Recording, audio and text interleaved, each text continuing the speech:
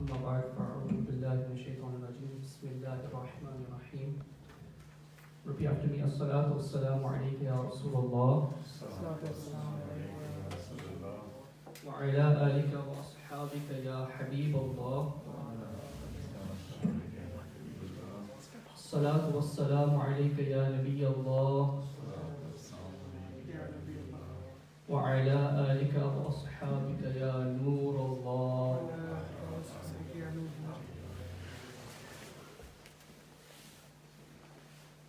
نويت سنة الاعتكاف.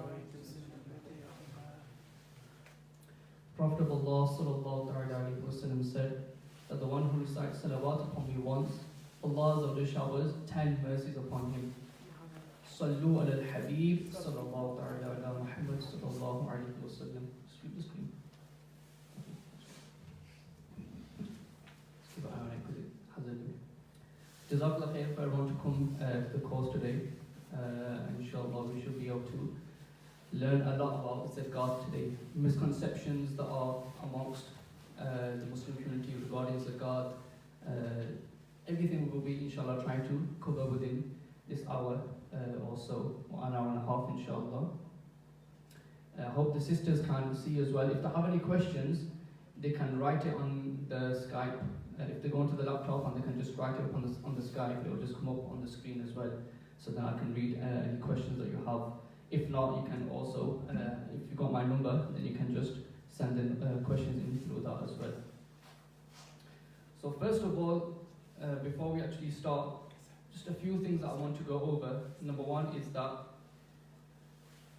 alhamdulillah, we are all here and we are all Muslims, and Allah gave us Iman without even asking for it. We was born into a Muslim family. And this is such a great ni'mat, a great blessing of Allah, that we don't have to strive to seek Iman and we don't have to go out for it. It's our doorstep, it's the gold on the plate. But now, how can we keep safe what we have got given? And how can we keep on making our Iman stronger and stronger? Just one point that is of concern, and Aqidah point, that Iman does not increase or decrease, but the strength does increase and decrease. So sometimes you might feel your Iman is weak, and sometimes you might feel it's strong. And the way that you can make your Iman strong is by knowledge. Why? Because knowledge is what makes you have the ma'rifat, the knowledge of Allah. When you realize and come to know of what things I have to do as a Muslim, what things I have to stay away from as a Muslim, then this will be a means for you getting closer to Allah. So you getting closer to Allah is your Iman becoming stronger. So we should try our best to attend these lectures, these classes regarding knowledge of Islam, and it's even more important than the worldly knowledge. Rather than learning the worldly knowledge, if you learn the knowledge of Islam, that is much more important and more of a fazilah, more of a blessing. So we try to get more and more people to attend these courses. These courses are not, I don't get paid for this, okay? I don't get paid to teach you guys. I'm doing it all fi sabilillah. I just want the community of Doncaster to have the knowledge of Islam so they can stay away from the wrong. And the more knowledge we have, the better community we will be. Why? Because the knowledge removes ignorance. And when there's ignorance in the community, that's when there's more sins. And when there's more sins, that's when the community is a bad place. So we want to try and make Doncaster the place where it's got a Madani, side to it. Where when someone comes into Doncaster and he looks at the Muslims of Doncaster, he knows that yes, these are the true Muslims. How we should follow Islam, this is how we should follow Islam. We should look at the Muslims of Doncaster and see how we follow Islam. So that is inshallah my mission and my aim as well. And hopefully every single person inside this room, even the sisters as well, they should have this mission and aim as well, that they are going to make Doncaster a better place. So try your best to, whenever these courses come up, spread the word, make sure people come and attend these lessons inshallah. And just a small narration about regarding those people who are students of knowledges, or those who are alim, the scholars of Islam. So mashallah, the brothers and sisters are here, they're all students of knowledge. So the blessing or the benefit of the student of knowledge that we mentioned in narrations is that if a student of knowledge passes by a certain village, and that village has a graveyard in it, he just passes by and he doesn't even look at it, he doesn't even notice that there's a graveyard there, he doesn't even know, he didn't even read anything. He was just in his own world, maybe on his phone, and he just walked past by or drove by a graveyard. Then due to the blessings of him being a student of knowledge, Allah relieves the punishment of the grave amongst the graveyard there for 40 days. This is just the mere passing of that student of knowledge or that scholar of Islam. So we should try our best. If this is the status of those who are studying knowledge and just passing by a graveyard that they don't even know, then what will be the status of that person himself? Will he get punished in the grave? If a scholar who passes by a graveyard, the punishment of the graveyard is different, will that scholar himself be punished in the grave? So it's a main, something to really ponder upon, that if we become students of knowledge and become scholars of Islam, it will be means of us being safeguarded from the torments and the punishment of the grave. So on to the topic inshallah today is Zakat, the brief presentation regarding the Hanafi rulings of Zakat. So first of all, let's quickly go over the classification of terms, which is quite important. We go over it through every slide that we do, every presentation that we do, so then it becomes refreshed in our minds. So right at the top we have Fard.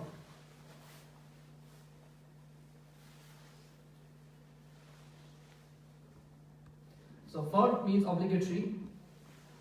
The opposite of it is haram. So something which is rewardsome, and if you reject a Fard action, it is kufr. So because Zakat is Fard, so for example, if someone said, I don't have to pay Zakat, I don't have to give Zakat, then they are actually classed as kafir and they will be out of the fold of Islam. And it is haram to not pay Zakat. Okay, so that's how we do the differentiation. The next category is wajib. So these terms you've heard quite a lot and I'll be using them as well. So wajib is necessary, it's also rewardsome, and it's also necessary to do. It will be sinful if you actually miss a wajib out. But the difference between this and the fard is that to reject it is not kufr. It is not disbelief. The opposite of that is makruh tahrimi. Makruh tahrimi, this is a severely disliked action, the opposite of wajib, and it is sinful to do it. Then you have sunnat al-mu'akkada. This is a emphasized sunnat. Mu'akkada means the thing that is emphasized, is rewardsome to do it, and blameworthy if you miss it once or twice. But if you make a habit of missing a sunnat al-mu'akkada action, for example like the 4 sunnahs of zuhr, then it actually is a sinful action. The opposite of that is isa'at, which basically means a bad act, and it's the opposite of sunnat al-mu'akkada. Then you have sunnat al-ghayr mu'akkada. This is not emphasized. So ghayr means not, and mu'akkada means emphasized. So not emphasized sunnah, and this is rewardsome if you do it, but if you miss it out, you won't be sinful for it. The opposite of that is makruh tanzihi. Okay, so a lot of people get mixed up with makruh tahrimi and makruh tanzihi. So tahrimi, the one that's got the ha in it, that is the sinful one, and tanzihi, the one that's got the ha in it, that is the non-sinful one. And this is disliked, but if you do end up doing a makruh tanzihi act, you won't be sinful for it. And same goes for if you miss a ghayr mu'akkada act, you won't be sinful for it, even if you've never done it in your whole life. Then you have the mustahab, which is also known as nafl. So these actions or these things that you do, it's rewardsome, desirable to do, but if you miss it out, there's no sin at all. The opposite of that is khilaf awla, which means it is not sinful to do the action. So for example, starting your speech or whatever you're doing with Bismillah. It is mustahab to start things with Bismillah. So if I don't start things with Bismillah, it is khilaf awla. Meaning it's not sinful and it's just a non-preferred action. Then we have the last category, which is at the bottom, which is mubah. Mubah basically means which is permissible, something that is permissible. Walking, talking, drinking, eating, okay? These are all permissible things. But the point here to know is that if you have a good intention, for example, I'm walking to the masjid, I'm eating so I can gain the power to worship Allah, I am drinking so I become nourished and worship Allah, or I'm talking, I'm going to be talking good, or reading the Quran, then in that way, this will actually be a mustahab act. It will turn into a mustahab act, which means you'll be rewarded for it. And the reason for this is because the Prophet ﷺ said, which is the first hadith of Bukhari as well. Most hadith books you'll find that this will be the first hadith. And it's got such an importance to it that إِنَّمَا الْأَعْمَالُ بِالنِّيَّاتِ, that the a'mal, the actions, depend upon the intention. If your intentions are correct, then the a'mal, the actions that you do, they will also be correct as well. If they are incorrect, then the actions will also be incorrect. So whatever intentions you can make, you should try your best to make them. For example, now that we're sat in this class, if someone just came here with no intention, he won't be rewarded. He'll just take what he's taken and that's it. But if someone had intentions, I'm going to come here, learn the deen of Allah, I'm going to try and spread this to other people, I'm going to try and act upon what has been said, I'm going to try and act upon the Quranic ayat which says to spread the word of Allah, I'm going to try and act upon the ahadith which encourages to learn knowledge. If he makes all these good intentions, he'll be rewarded even more. So more good intentions you make, the more reward you will get. Anyone has any questions regarding this?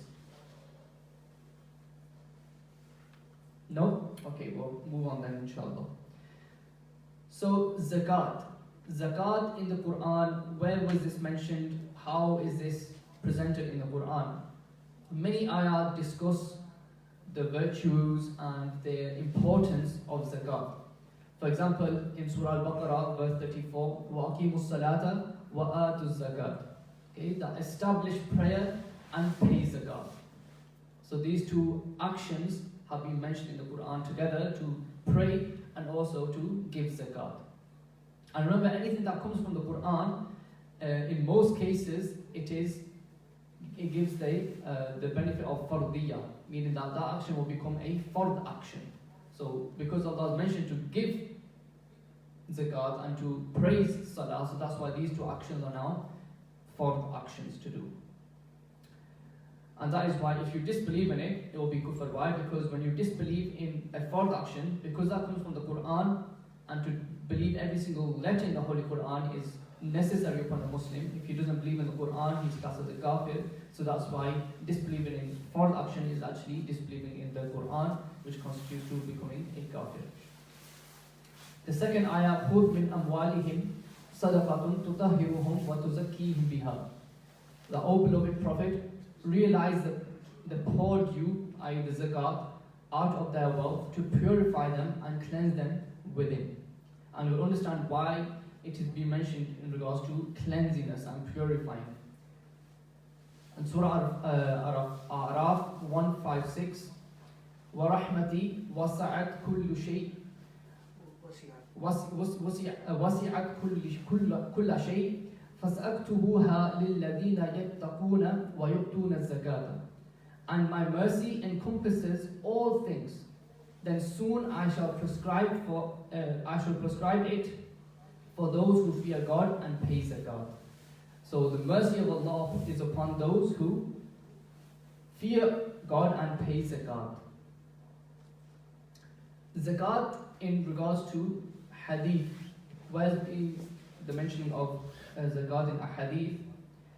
Just to point here that zakat became fard in the second hijr, the second year of Hijri before Ramadan, and there's many hadith regarding the virtues of zakat. For example, this one, which is a muttafaqun alayh hadith, a hadith which is classed as muttafaqun alayh, means it is in both Bukhari, Sahih Bukhari, and Sahih Muslim as well. That bunya al-Islam ala khams, shahadata an la ilaha illallah, wa aqam as-salata, wa ata az-zakata, wa hajja wa sawma Ramadan. That Islam is based upon 5 things: to testify that there is no God other than Allah, and to establish prayer, and to give zakat, and to perform the pilgrimage, and to do the fast, or to perform the fast of Ramadan. So these have mentioned the 5 pillars of Islam, and amongst them is zakat.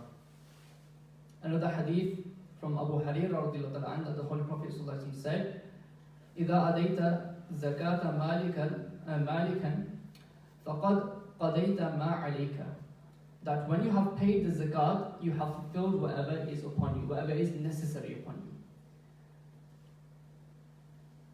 And the reference for that was in Sunan Ibn Majah and Sunan al-Tirmidhi. And in another hadith, the Holy Prophet ﷺ says, which is in Tirmidhi as well, that inna sadaqata la tuftiyu ghadaba rabbi wa tafda'u maytat as-su'.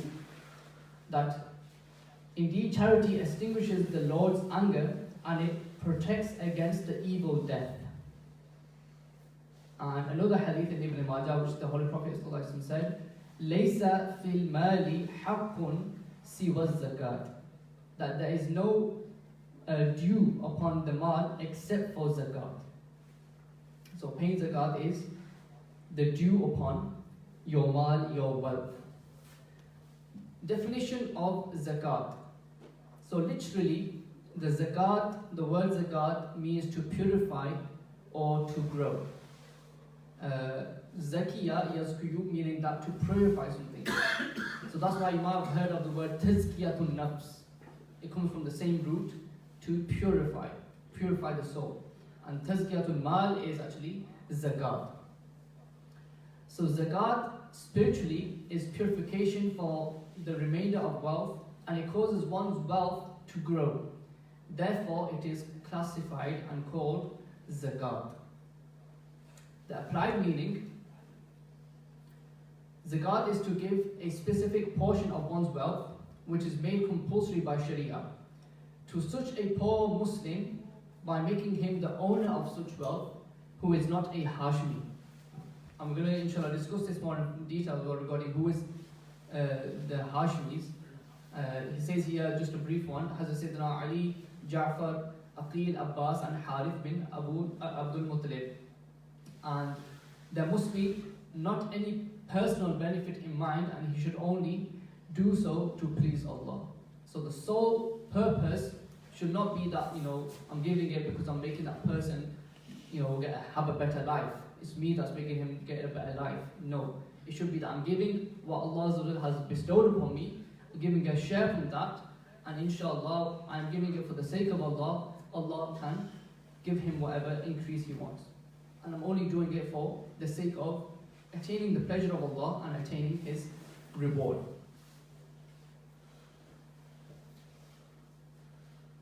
So conditions of zakat. It's important that these conditions are fulfilled, and as well as that understood completely, because without these conditions, zakat will not be correct to give. So the first few things that we need to understand is that zakat is fard upon every sane, which means someone that is not crazy or someone that hasn't got a mental illness, and who is baligh, i.e. the one who has reached the age of puberty, and free Muslim, i.e. someone that is not a slave. And which person does, if you got these three categories, so after this you need an extra 6 conditions for you to give zakat and for zakat to be fard upon you. Just a little bit regarding being sane.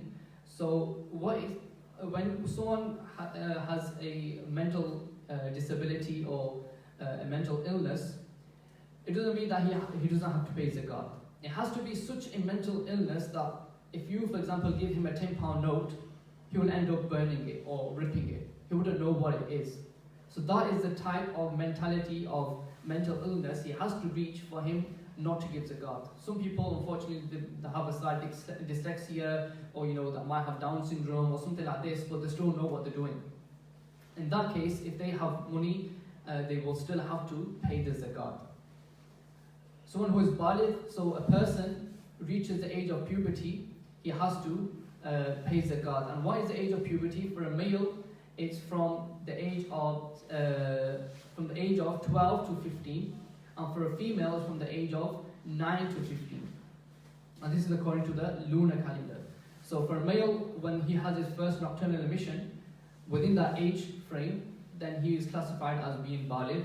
And as soon as he reaches the age of 15 and no signs have occurred, no nocturnal emission has occurred, then automatically he will become baligh himself.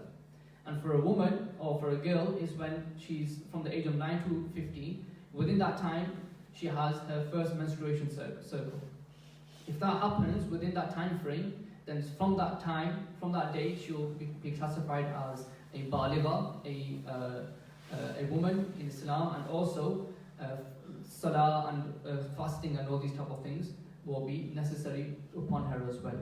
And if she reaches the age of 15 and no signs of menstruation have occurred, then automatically she will be classified as a baligha, a adult woman in Islam.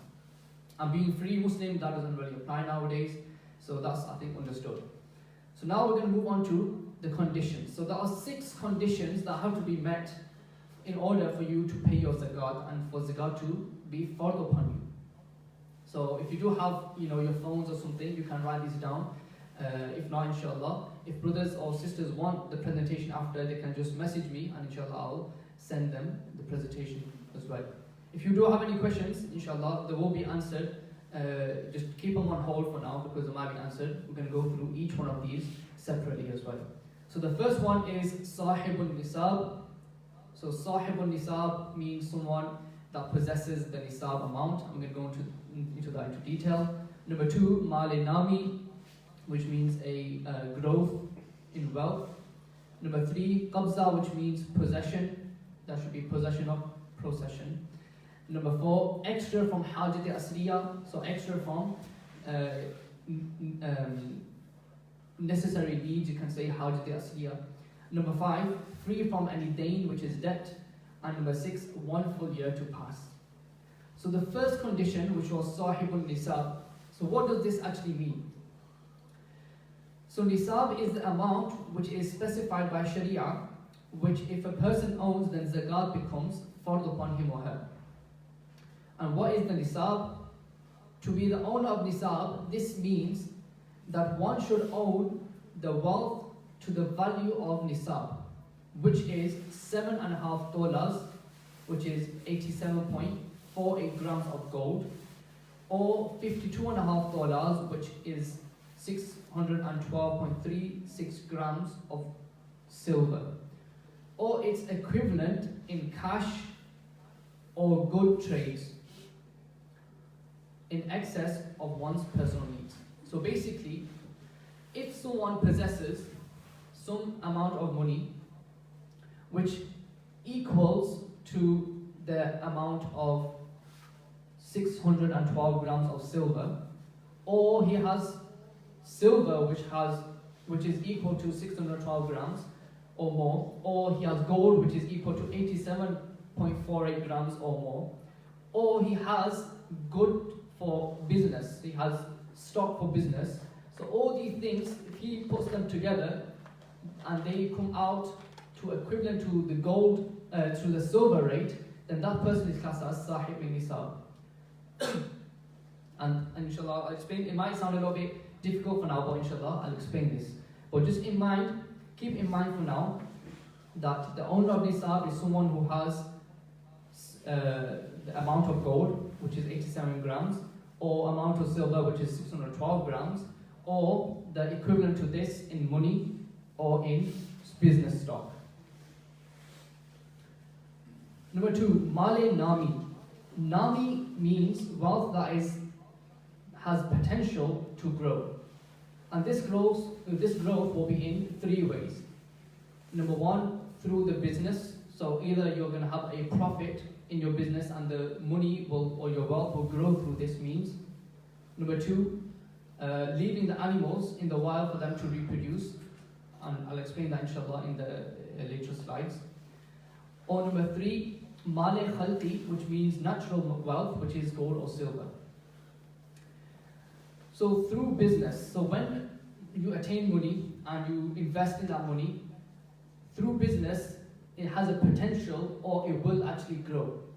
So that is now classified as male nami, meaning wealth which is growing. When it talks about leaving the animals in the wild for them to reproduce, so this basically means when animals are reproducing, that is more money you are getting. Why? Because you're going to have more cattle, you're going to have more animals available to give you, for your farming or for food, etc. So that is actually a increase of wealth in terms of animals. And in terms of male khalqi, which is natural gold and silver, so the rates of gold and silver are always fluctuating. So they're always going to have a potential for it to grow. So that's why if you have gold or silver, that is classified as mali nami, meaning growing wealth. And it says here that also if someone wants to increase, he can. So basically that means even if, for example, you've got cash in your accounts and you haven't touched it or anything, it's just laying there, £200 to say, it still has the potential to grow. Why? Because you can still put money in. You can still have money, more and more money into the account. So that is why money is also classified as mali nami, as potential to grow wealth. And it says here that normal currency is also included in the mali nami as well. The third condition is qabza. This means possession, not procession. So that's an error there. So this means that the money to be in your possession. The money has to be in your possession, in your milkiyat. The Arabic word for possession is milkiyat. Okay, so it has to be in your possession. That you can take from it as and when you wish. So whenever you want to take from that money, you can take from that money. So if that is possible for you, then that means that that money is in your possession.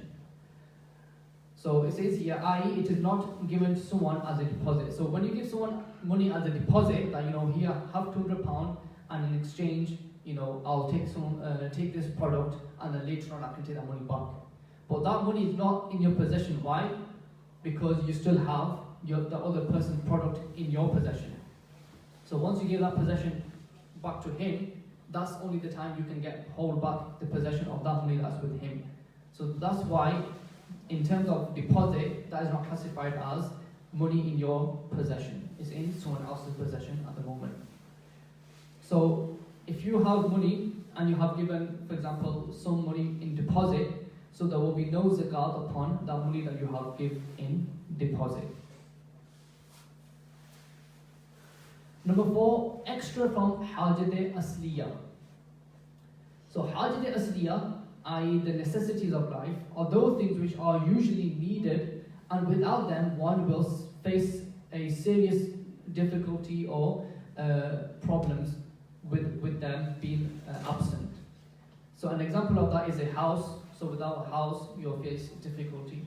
Clothes that you're wearing, obviously you'll face difficulty if you don't have clothes. Means of transport, this includes a car, motorcycle, etc. Bills, tax, without paying bills or tax, you're going to be facing difficulty. Mobile phone nowadays, if you don't have mobile phones, you can face difficulty. And also the top up that you put into the mobile phone. Books of knowledge for the deen. If you have a certain field that you need books for example, you might be a doctor, you'll need books for that. Or you might be a scholar, you'll need a book for that, lawyer, etc. So if you need books, and also tools for different possessions. If you're a builder, you got loads of tools, chainsaw, this, that. These are all things which are classed as hajat-e-asliya. So basically things that you need or things that you use. So these things are called hajat-e-asliya. So what will you do? You will deduct the amount of money needed for these things, and then you will calculate the zakat.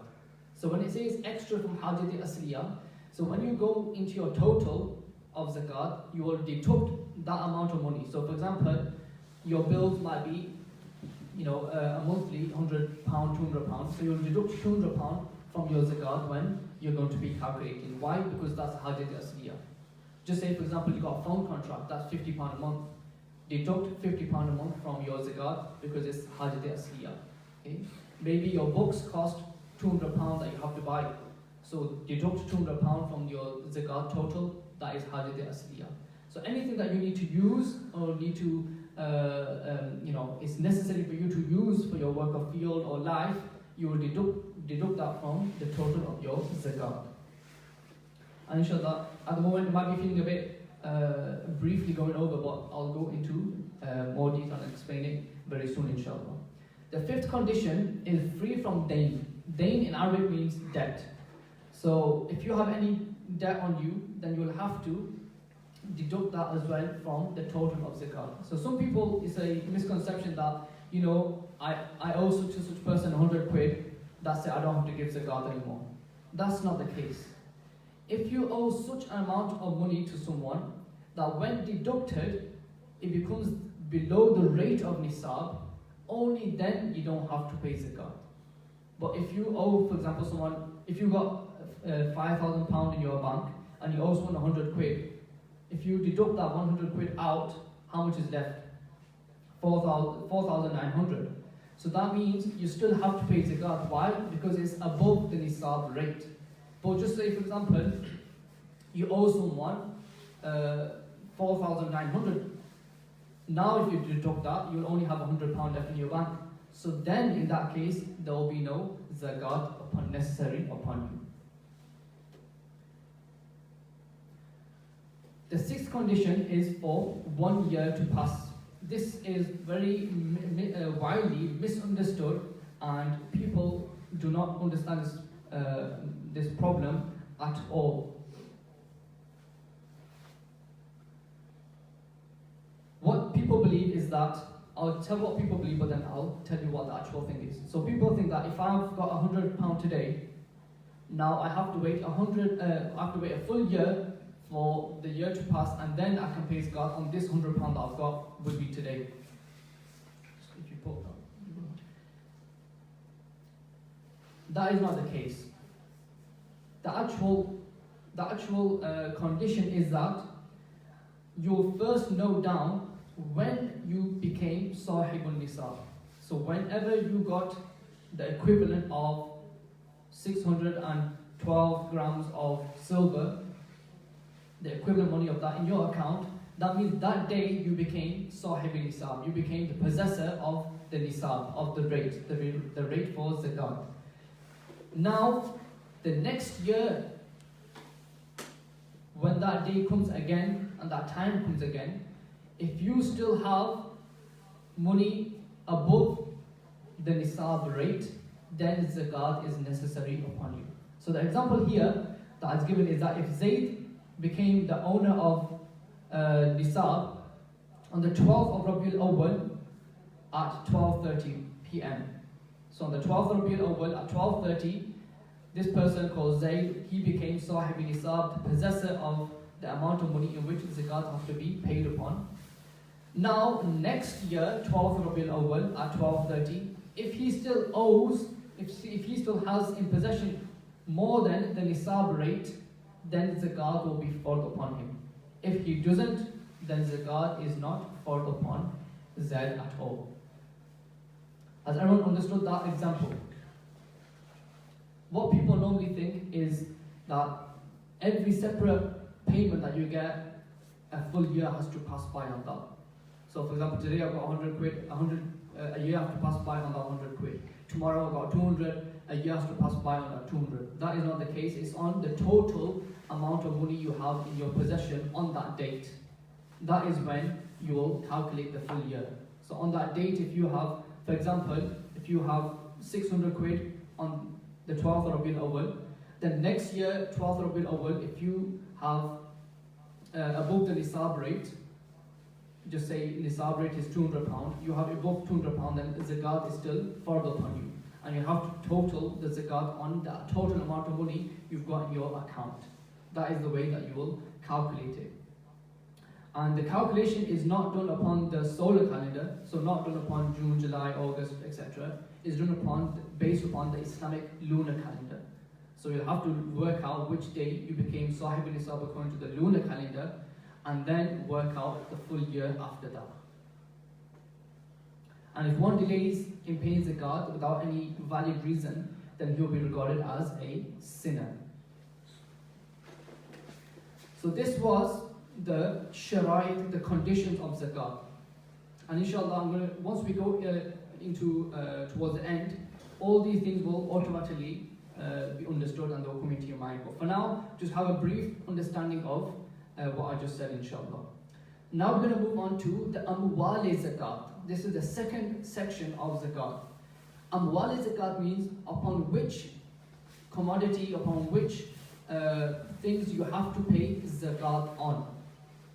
So there are 5 things that you have to pay your zakat on. Number 1, gold. Number 2, silver. Number 3, currency, which basically means cash. Number 4, business stock. And number 5, saima animals. We're going to go into these in detail. So gold. So once you have 7.5 tole of gold, which is 87 grams, or its equivalent in cash, then that means you have to pay your zakat on that money, on that gold. If it's less than that, then what will you do is you'll total up amount of the other things. So if you got a bit of gold, a bit of silver, a bit of cash, then you'll total the whole amount. And then if that goes over the value of nisab, then yes, you'll calculate that as your zakat. In the zakat of gold and silver, one is allowed to give cash in accordance with the market value of gold and silver on the day when the zakat becomes farz for him to pay. So if you don't want to pay your zakat from gold, you can pay the equivalent of that in cash as well. So you don't have to take it out on the actual gold itself, you can take it out on the equivalent amount of cash. Silver, when you have 52.5 tole, which is equivalent to 612 grams of silver, if you have this amount of silver on you, then zakat, you will have to pay your zakat on it, or the equivalent of it in cash. And these days, because silver is cheaper compared to gold, so one becomes a holder of nisab with less money. So the ulama kiram these days have worked out the nisab of zakat according to silver and not according to gold. So in today's day and age,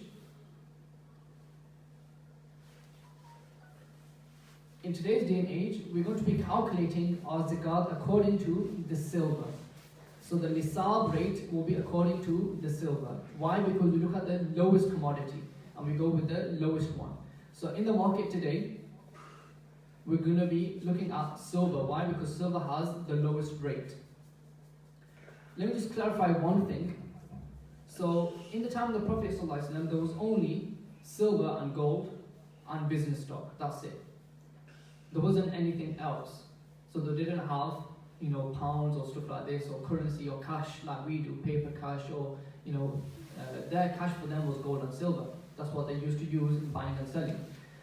So now, because in today's day and age we have to calculate the zakat, and no one in today's day and age, trades with gold or silver. So now we have to look at whatever is equivalent to that in today's day and age commodity, and that is paper cash. So if you have that amount which is equivalent to the lowest category from the silver and gold, and in today's day and age silver, the rate of silver is lower than gold, so that's why we have to look at the lowest value for that. So now that we looked at the lowest value for that, that means that if we have the equivalent of that in cash, zakat becomes necessary upon us.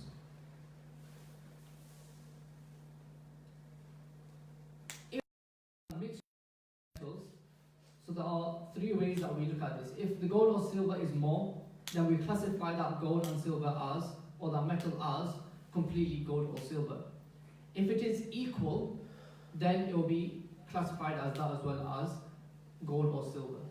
If it is less, then we'll see that if the amount that is of gold and silver in the actual metal, if that calculates to the nisab amount, then zakat is necessary. If it doesn't, then it won't be necessary.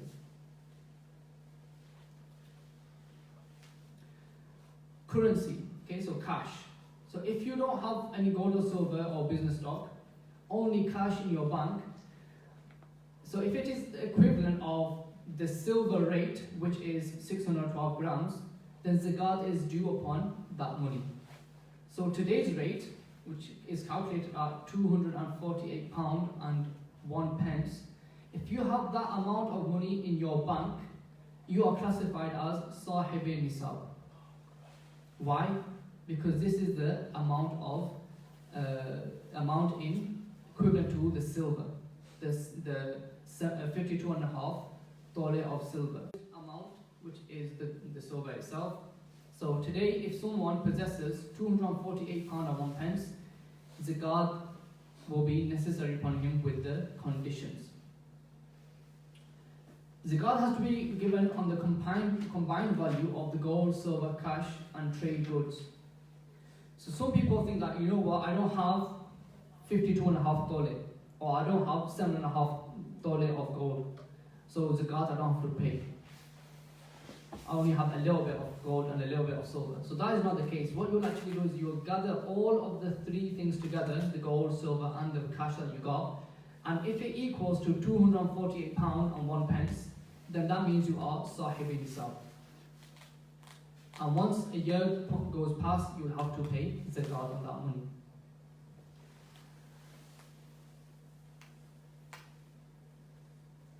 One must give 40th part of the zakatable money. So from your wealth, you have to give the 40th part, which is 2.5%.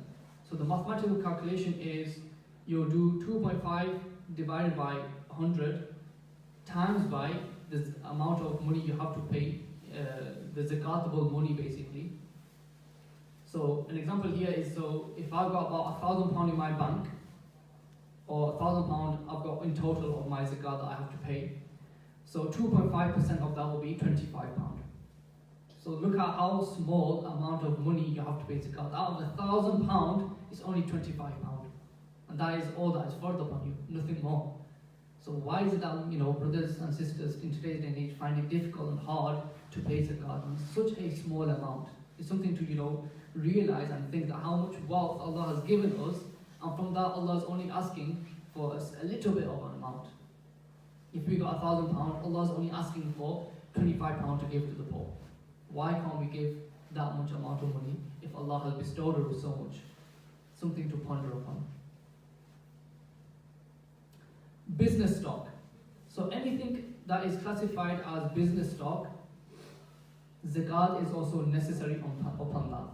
But it is important to know that it has to be brought with the intention of business. So like for example, I've got 10 mobile phones. Now when I brought these mobile phones, I didn't buy them for the intention of business. I brought them for the intention I'm going to use them for my personal use. Now zakat is not necessary upon them. But if I bought 10 mobile phones and when I purchased them, I said I'm going to buy these and I'm going to sell them off, then zakat will be necessary upon them. Why? Because that is classified as business stock. And just say for example now I've got these 10 mobile phones, I bought them for my personal use. A year goes past by and I think, I don't need to use all of these anymore. I'm going to sell them off. Even then zakat won't be necessary upon them. Why? Because what is looked at is the actual intention when purchasing. If the purchasing intention was of selling, of doing business, then it will be classified as zakat. If it wasn't, then no matter, even if later on the intention changes, that will still won't classify as that product being zakatable product or being a business trade product. The wholesaler, he must pay zakat on his goods, on his trading goods at a wholesale price, and the retailer must pay his zakat according to the retail price. And if goods are taken on credit, then that should be deducted from the amount, from the total. When you do the total, that should be deducted, and the zakat must be paid upon the remaining amount. The fifth thing that you have to pay zakat on, which doesn't apply to anyone sat in this room, I don't think, is saima animals. Saima animals are those animals, it is the Arabic word saima, and this means that those animals that graze in the wild and the owner does not get food for them. They graze and they eat on their own accord. So then type of animals are called saima animals. And if a year passes by upon them animals, you have to pay zakat from them. But because no one here is a farmer, I don't think anyone owes any cattle anyway, so that doesn't really apply. It's only for farmers, so we'll move on inshallah. So how to calculate zakat? This is probably the important point, and the bit in which I'm going to explain everything over what we've just covered, the overview. And inshallah, if there's any questions, please do ask straight away as well. If the sisters want to ask on the Skype, I'll have a look. Maybe there might be some questions, if there is any. If they want, they can just text on the Skype here, and then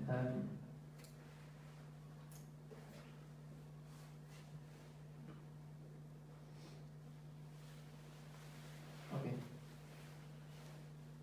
Is it allowed to? Okay, I think I'll just test it. I'll have a look at that inshallah. If there's any questions, write them in and then I'll have a look at them after we've done the slide. So how to calculate zakat? I'll stand up for this inshallah. I think it's a bit more easy for me in terms of explaining.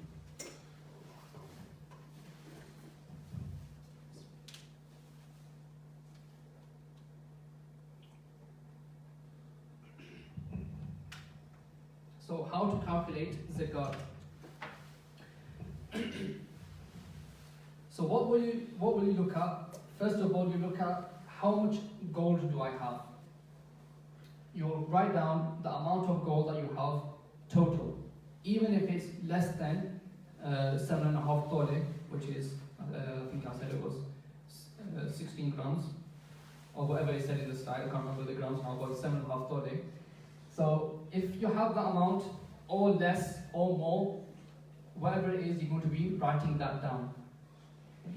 So remember, because it doesn't have to reach 7.5 tole for you to give zakat on that. It can be less than that.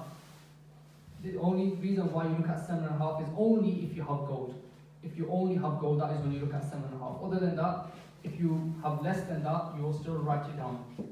So you write down the total amount of gold. Then the same goes for the silver. You look at how much silver have I got. That even includes for men, if you got a ring as well. Okay, so normally people don't use, you think about that as well, and they think that I'm using the personal item, so there's no zakat on it. It's still classed as given zakat. Any silver that is in your possession, you will write that down. For the sisters, even them as well, if they're wearing any jewelry or have any gold at all or silver at all, they will still have to write everything down. And for the husband, whose wife has got jewelry, some people believe that no, it's upon the husband to give the zakat. That is not the case. Whoever's milkiyat it is in, whoever's possession it is in, it will be classified as his product and he has to pay zakat on it, or she has to pay zakat on it. So if, for example, the gold is actually the husband's, but the wife is just wearing it, then the zakat is upon the husband, not the wife. Okay, so that is one point to consider as well. So you write down the total amount of silver. The next thing that you write down is the total amount that you got on hand. So basically you might have some cash lying around at the house, some in your pocket, etc. You know, a few hundred here and there. Write that down. Then you will look into your accounts. How much money you've got, if you've got one account, two accounts, however much accounts you have, you'll total the amount and write that down as well. And then if you're a businessman, you'll stock up your items and see how much they total to. So for example, if you've got 10 mobile phones and the retail price for the 10 phones is £2, just say, so then how much will it be for all 10? Simple math, 10 times 2, £20, okay? So you write down £20 there. That's cheap mobile phones, what do you get? I'll just give an example, okay? So then after that, you will see the total that is left. So you'll calculate the whole total, the total of the gold, the silver, the cash in hand, the bank accounts, the total value of goods, trade goods. You total all of that down, and then comes the next part. So so one thing just to see is that once you've totaled all of that, if it comes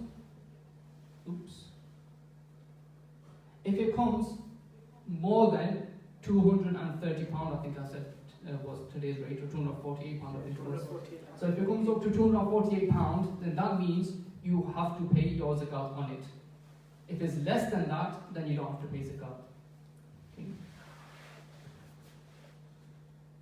Then what you'll do is you'll minus these extra things. For example, if you got debt that you have to pay someone 100 quid, minus that.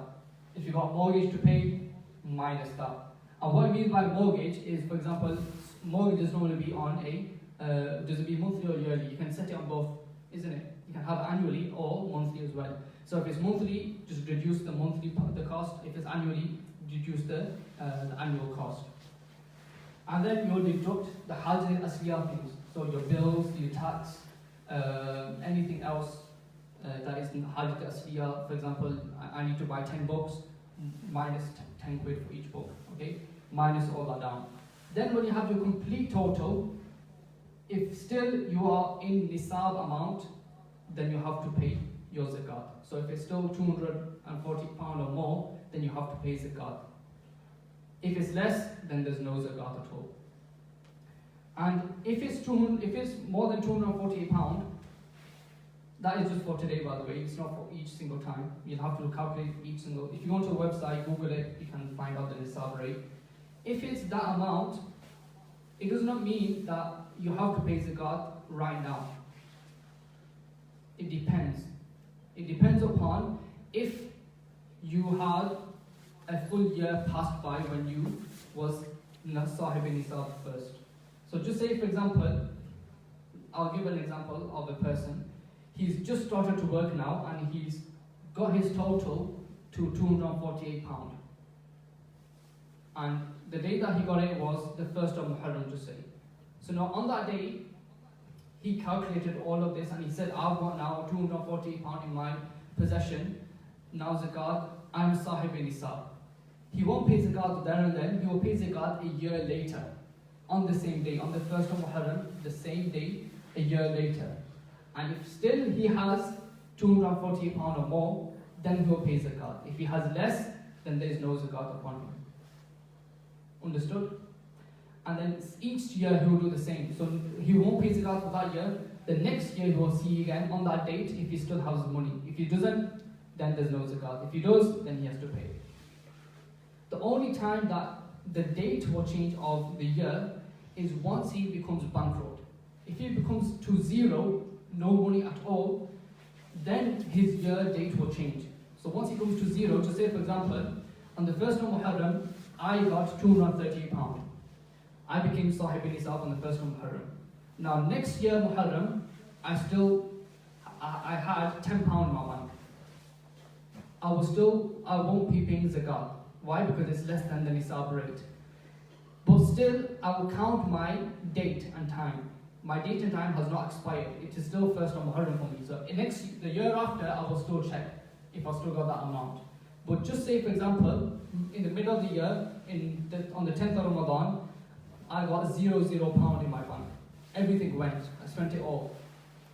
So in that case, my next time when I will check is once I become sahib nisab again. So for example, on the 10th of Ramadan, I came to zero, and then on Eid day, I got £250. So now I'm sahib nisab on Eid day. So now my years will start again from Eid. So each year, I'll check on Eid. On the 1st of Shawwal, how am I sahib nisab, yes or no? And then I have to look accordingly. And what do I have to pay? Do I have to pay the nisab rate in terms of zakat? Some people think, for example, the zakat is £250. Some people think I have to, if once I've total day, I have to just take out £250 and give it to zakat. That is not the case. £250 is a benchmark, is a mark where you see that am I above or below. If I'm above, I pay zakat. If I'm below, I don't pay zakat. So once I'm above, just say I've got £1,000, so that's above £250, isn't it? So now I will take out the zakat from £1,000, not 250. So out of 1,000, the payable amount will be £25. Has everyone understood in terms of how to calculate the zakat? Just one question, I think, at the moment. In terms of the trade goods, is it also trade cash? Because we kind of fluctuates, if you like, along the year, and you don't really know until you've done your final accounts for the year. Yeah. What your situation is going to be. So that is, for example, cash fluctuates up and down, up or whatever in the business account, for example. Yeah. So if you total, for example, your business on a later date, you don't need to look at it on that date. The day that you became nisab upon, you became sahib nisab, you'll just calculate it on that day. Yeah, so I understand that. So for example, let's say 1st of Ramadan, I'll sit down, do my Excel spreadsheet, work out the avs and mids. But at that point in time, the financial year for the business, for example, has not closed. Yeah. So I'm not really sure. I might have whatever, let's say £1,000 there, but I don't know how much of that £1,000 is going to be taken. So the deduction. Yeah. So I don't really know. So. Okay. So the deduction. Yeah. So that's what I mean. So until it's all filed, with the accountants, and they've gone through the process, and they say, well, okay, this is your corporation tax, or this is your, or whatever the case may be, and then they say this is your net profit for that financial year. So at the moment, what I do is I just, because of that anomaly, I just kind of, you know, I say, well, whatever it is, pay it. I just pay it, just to be on the safer side. That would be the safe option, yeah. So if that is the case and your account's on a later date than your nisab date, then just pay it off, you know. Or work out a lower threshold of tax, something that I'm certain that this amount of tax is definitely going to be taken away. Yeah, definitely you can do that. So if you know confirmation that this amount I'm going to be taking out 100%, then take that out, minus that. But then what extra thing you will have to do is, once your year passes by, you'll have to see if there's anything extra that is left over. So if there's anything extra, then in that case we'll just minus that out at the end and just give that as zakat later. One other question, sorry, is about the mortgage. So if the house is £200,000, so you don't take the full £2,000? No, you don't take the full £2,000. So in mortgage, you won't take out the lump sum. You'll take out the actual annual or monthly, you know, the amount of repayment that you give to the bank. So you'll take that out when calculating the zakat. You won't take out the lump sum amount of actually how much the house costs. What about student loans? Because obviously same goes for student loans. So student loans, even if you have a loan at the bank, whatever it is, mortgage, it all comes in the same category, and you'll just cancel how much you're paying on, if it's a weekly basis or monthly basis, on the actual day of your nisab date. Okay? Is that understood? The third section is masarif zakat. So who can you actually pay your zakat to? Now that we know the conditions, do I fulfill in actually paying zakat? Next thing was that what do I have to give zakat on? Now, who do I give zakat to? So there are 8 people mentioned in the Holy Quran, but 7, one is actually mansukh, meaning it is not acted upon anymore. So there are 7, you can say, masarif zakat, people that you can give zakat to. So the first one is a faqir. A faqir. Someone who is faqir, you can pay your zakat to him. So who classifies as a faqir? So someone that is not sahib nisab, so someone that does not hold the nisab rate. And as well as this, the plus point is that he doesn't have extra goods in his possession, which is extra from hajat asriya, that calculate to the nisab amount as well. So let me explain. So for example, if someone has £10, he only has £10 on him, that's it, nothing else. He is definitely below the nisab rate. But now at home, he's got, 4 or 5 freezers. One he's using, the other, 3 he's not using. And he's got 3 or 4 TVs laying on the side, they're not in use. Then in that case, you will calculate the amount that it costs for that extra TVs and them extra fridges or freezers. And then if that goes over the nisab rate, then he is still not classed as a faqir. So this happens a lot in Pakistan. So you find someone in Pakistan, I'm going to give my zakat to this person. Now when you see he's got nothing, money at all, but he's got extra things at home, he's got 2 or 3 fridges at home extra, a few kettles, 1 or 2 microwaves, this type of stuff. Or he's got extra gold, she's got extra gold or silver, then in that case you still can't give zakat to that person. Why? Because the total amount, when you look at the goods, if they calculate more than the nisab, then he is still classed as a not shari'i faqir, a non-shari'i faqir. But note here is that if he possesses the nisab rate, then zakat is necessary from the shari'i faqir. If he does not possess the nisab rate, but he still has extra stuff in home, he still doesn't need to give zakat. Why? Because zakat is not done upon things, extra things. There's no zakat on products. There's only zakat upon what we mentioned before, which was gold, silver, business stock, and money. The second person who you can give zakat to is a miskeen. Miskeen is someone that is completely destitute. He has no money at all. He doesn't even know where his next meal is going to be. He only has the clothes that he has on his body. Okay, so someone that doesn't have any money at all, and he can actually beg for money as well. It is halal for him to beg. So So that is the second type of person you can give zakat to. The third is an amil, and this is not in use anymore. So an amil was a person that the hakim or the caliph, you can say, he appointed such and such a person that you're going to go around and collect the zakat and the ushur from the people. Ushur is basically something for the farmers that they have to give. It's a wajib for them to give for the farmers. That can be taught later on, inshallah. But at the moment, we're going to only look at zakat. So if the person was appointed by the hakim, he had to take the money from the people. You could give your zakat money to that person. The fourth one is a raqib. This does not apply anymore as well. This means a mukatib slave. So a mukatib slave is such a slave that his master or her master has said that once you have paid me such and such an amount of money, you are free to go. So you can actually pay for that slave, pay your zakat to that slave, so then he becomes free. So that is a raqib. The fifth one, or the sixth one I think it is, no, fifth, is a gharib. Gharib is such a person who is in debt. And he's in such an extent of debt that if he deducted that debt from his total, he will remain not sahib al-nisab anymore. So he won't be sahib al-nisab anymore. He won't be the possessor of nisab anymore. So you can give your zakat, etc., to that person so he can or she can remove their debt. The next one is fi sabilillah, meaning in the way of Allah. So this includes someone that if he wants to go for jihad, but he has no money, so you can pay him the money for jihad and say you can, go. But obviously this is not applicable anymore in today's day and age. Part B is if someone wants to go for Hajj, but he doesn't have the expenditure to do so, so he can take the zakat from the people and he can go for Hajj in that way. The next one is a student of knowledge. So a student of knowledge is someone that he is studying deen, he is studying the knowledge of Islam, and even if he's capable to work as well, you can still give him your zakat money.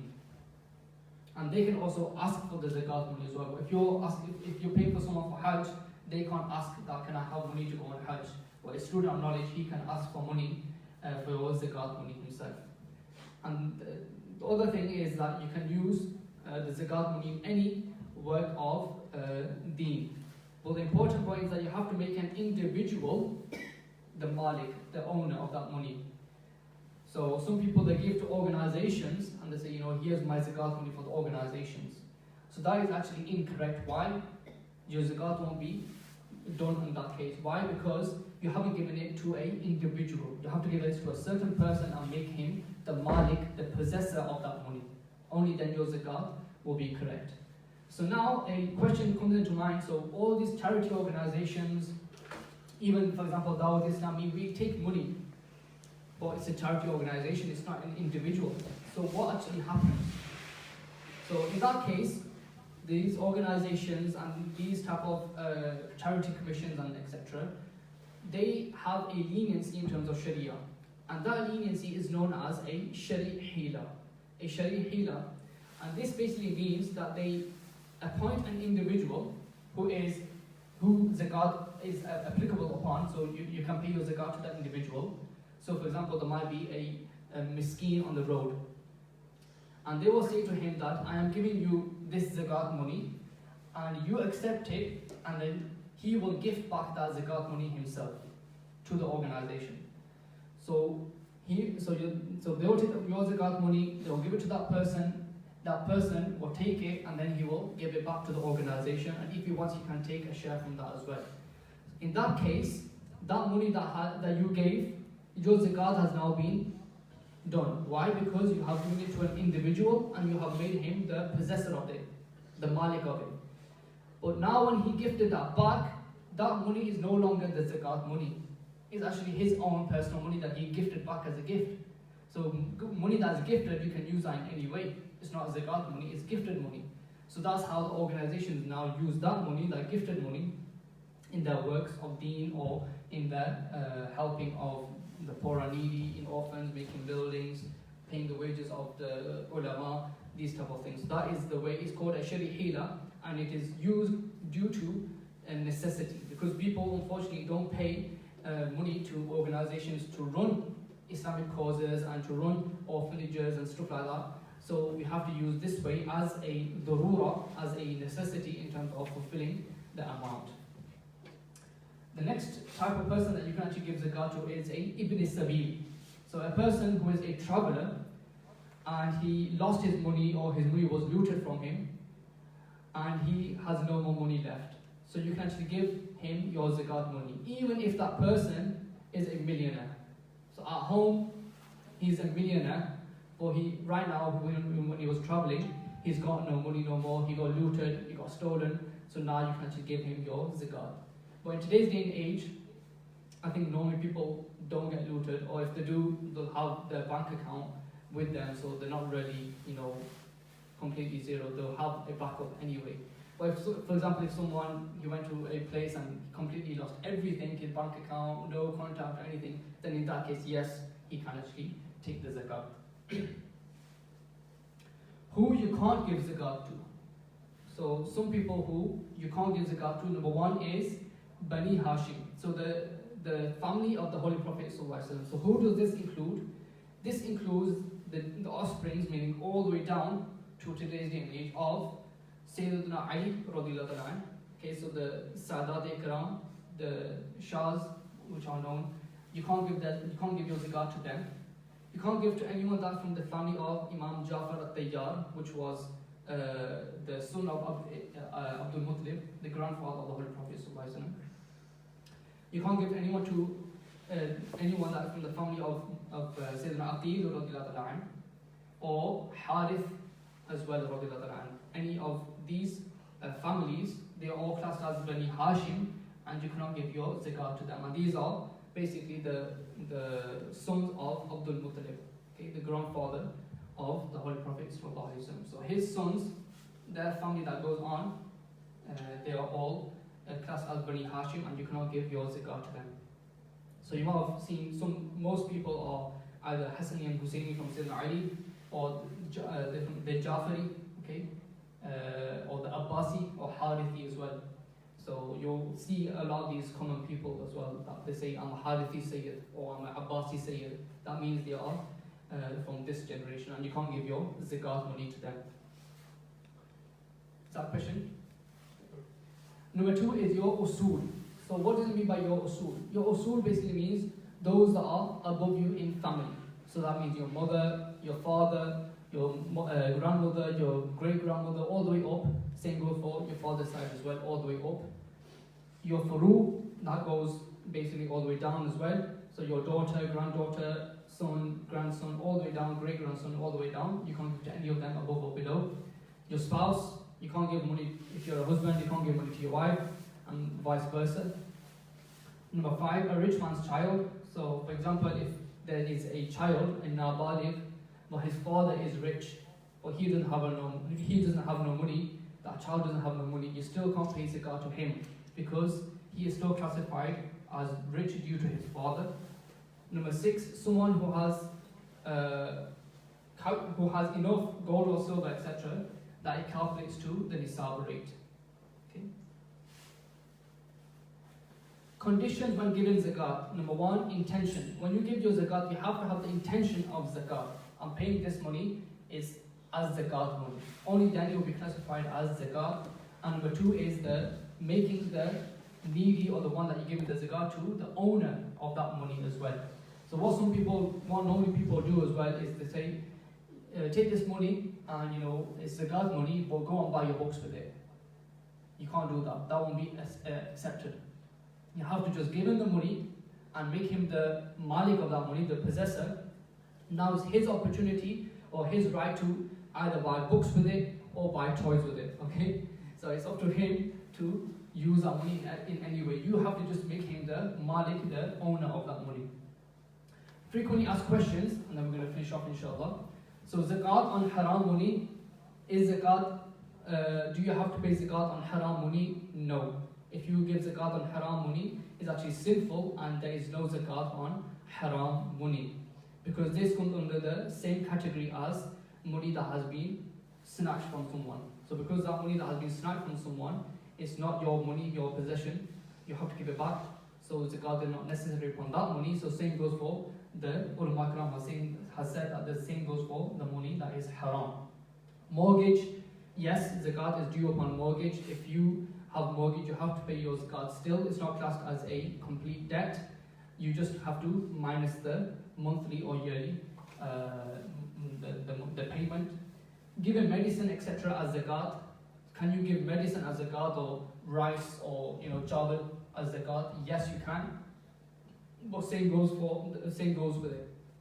You have to make him the malik of it and let him do anything that he wants with that. So you can't say here, here's the medicine, but I'll feed you the medicine myself. You can't do that. Why? Because you're actually not giving him the full possession.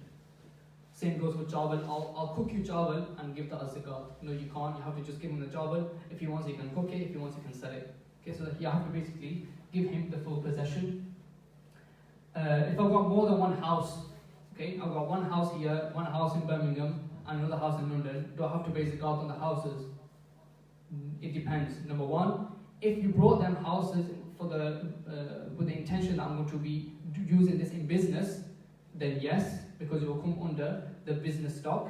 But if you brought them for the intention that I'm going to just put them on rent, or I'm going to use them later on, maybe I'll travel there and I'm going to stay in that house for some time and then travel back. So in that case, zakat is not necessary upon that. It is not necessary. But what will be necessary is the money that comes out from it. So the rent that you get from that, you will have to put that into the total when calculating it, because it comes into your account. So it won't be the total stock value of the house? It won't be the stock value of the house, it will only be the rent that you gave. Does zakat have to be given only in Ramadan? So some people believe that no, I have to only give my zakat in Ramadan. No. Zakat has to be paid as soon as the date of your nisab has basically come. So if you became sahib nisab on the 1st of Muharram, you will have to pay your zakat on the 1st of Muharram, for example. The jewelry that you are wearing, or sister, the jewelry that they are wearing, some people believe that no, because I'm wearing it, it comes under usage or hajat asliya. So that's incorrect. Any gold that you have in your possession, whether you're wearing it or not, you still have to pay zakat on it. Money for Hajj or marriage. Some people keep some money aside for Hajj, or I'm going to keep this money for my daughter's marriage. Zakat is still due upon that money. You still have to pay zakat whether or not you're going to be using it for Hajj or marriage or whatever you're going to be using it for. You still have to pay zakat for it if it's in your possession. Zakat on household items. So some people believe, I have to pay zakat on a house, I have to pay zakat on my fridge, I've got extra books, I've got extra cars. There's no zakat on these type of stuff. You don't have to pay zakat on extra cars, whether you're using them or not. You don't have to pay zakat on extra household items, TVs, whatever it is. There's no zakat on that. The zakat is only to be given on your money, gold, wealth, and your business stock. Some people believe diamonds. I've got diamonds in my possession. I've got a diamond ring.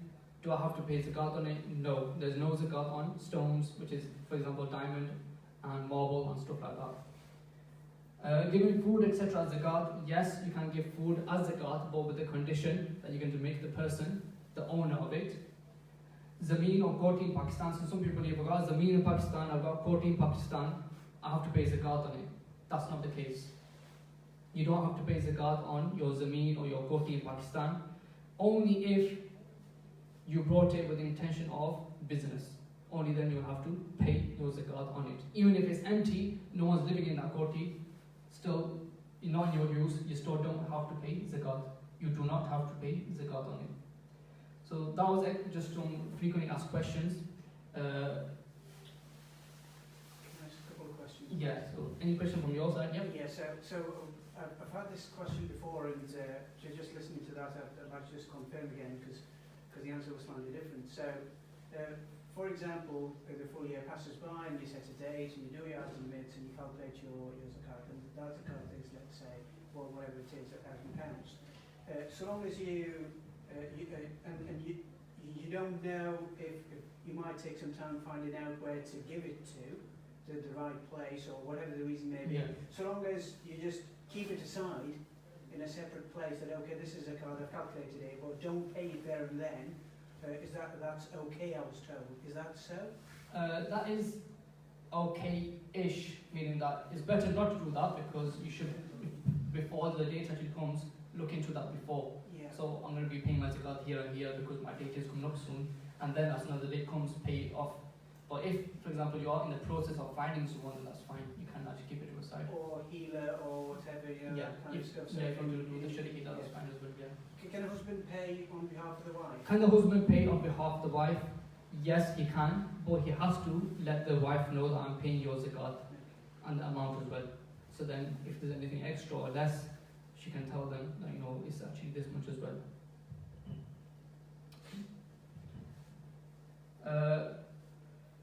If there's any other questions, you can ask as well, inshallah, and the presentation should be available if you need. It was the first time I just, you know, done it as well, so if there's any improvements or anything that you want me to, you know, add extra or something, then let me know. And So, just one of the questions, Yeah. sorry, it's just a yeah, going in quickly. So for example, a zakat is, let's say, £1,000, so you give it to someone, now that person is over the threshold, over the £250 threshold.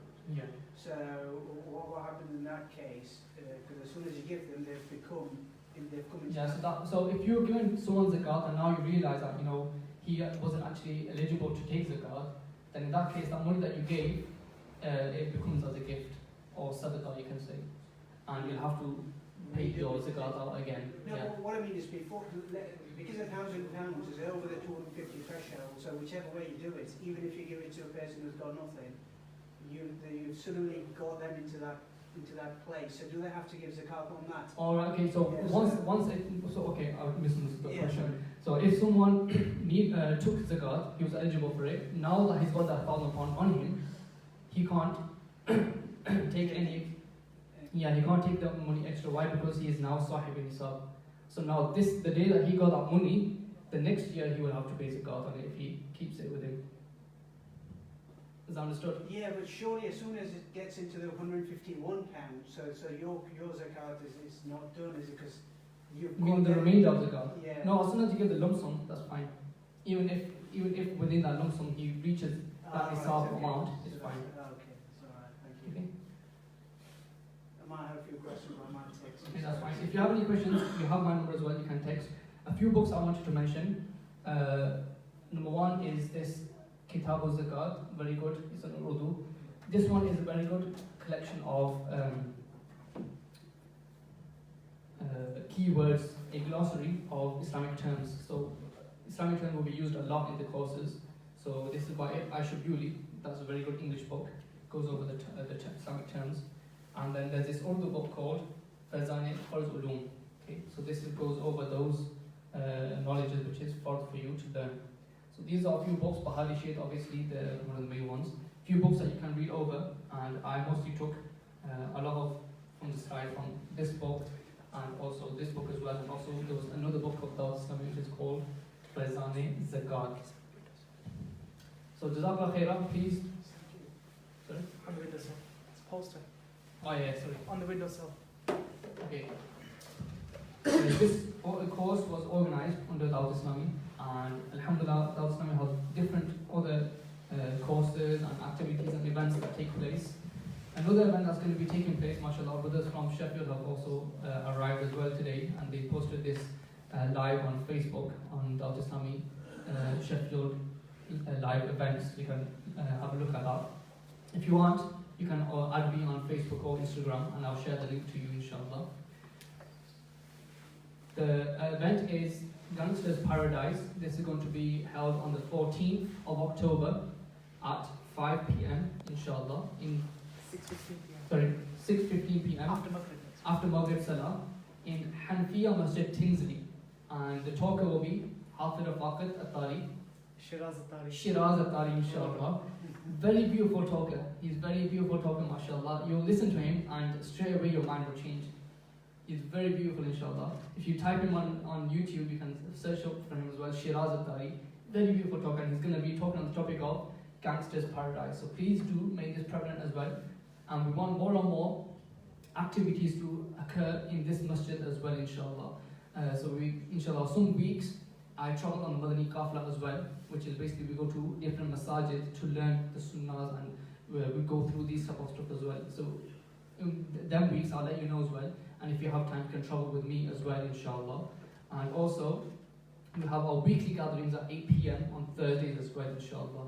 Every Thursday at 8 p.m. in Rotherham, Fezan, Medina. We also have our gatherings there in which you can participate, inshallah. And for the sisters, if they're responsible sisters in the area for their ijtima'at as well, their gatherings, and they can attend them as well, inshallah. For more information, you can contact me on my WhatsApp number or on my Instagram or Facebook pages, and inshallah, I'll send the links of this out to you as well, for the live feed. Jazakallah khairan. Assalamu alaikum.